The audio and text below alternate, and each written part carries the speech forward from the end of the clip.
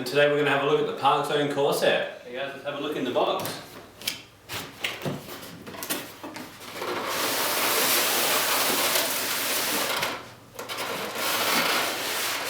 Here's the Corsair as it's packed in the box. Here we're looking at the bind and fly. So this one here will include a battery, a charger, and the receiver is pre-installed into the fuselage. But you'll see the fuselage is nice and neatly packed down the bottom, and the wing above fastened securely. Underneath here, we'll show you in a second, there's a tail, and then you've got the undercarriage and accessories in the side here. So again, underneath the wing, you'll see the elevator or horizontal stabilizer in the bottom of the box, and also the removable drop tanks. What we'll do now is we'll just show you a quick instructional video of how to put the Corsair together. It's fairly straightforward, but I'll show you the steps. So we'll start with the fuselage, and we've got this upside down, and the horizontal stabilizer, which will fit into the back. So that there just locates into a hole in the side of the fuselage. That through, so that fits into that recess, and the same on the other side.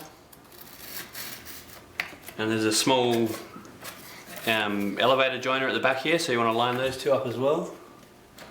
They clip together, and the elevators are fastened just with a small piece of tape, and the tape goes onto each side, underneath and on top. And last but not least, we'll put on the clevis.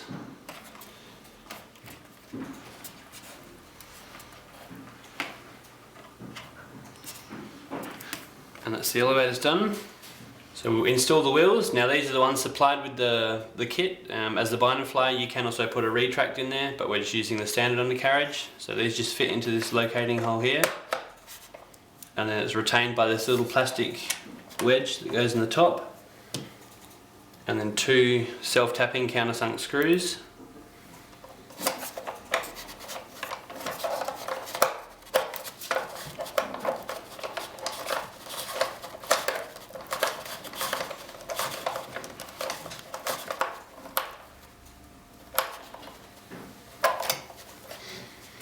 That's the same for both sides.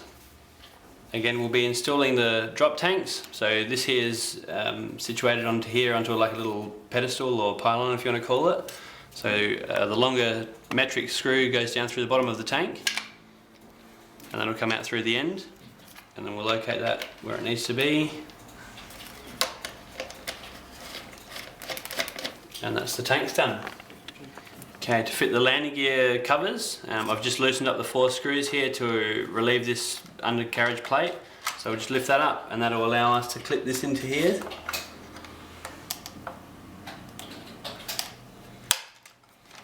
And we'll tighten those 4 screws back up, and then that there's just held on with a magnet to the wheel. Okay, so we'll be plugging in the aileron wires into the receiver. Now you'll see that there is actually 2 servo leads coming out of the wing.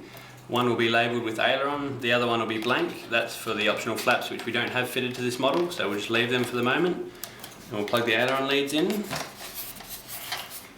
and they go into the Y lead here.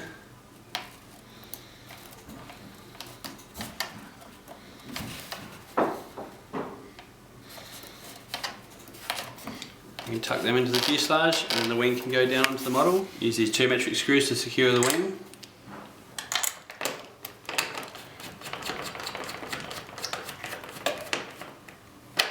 And that's the wing on. We're down near a Cove. We're going to give the ParkZone Corsair a bit of a run for its money.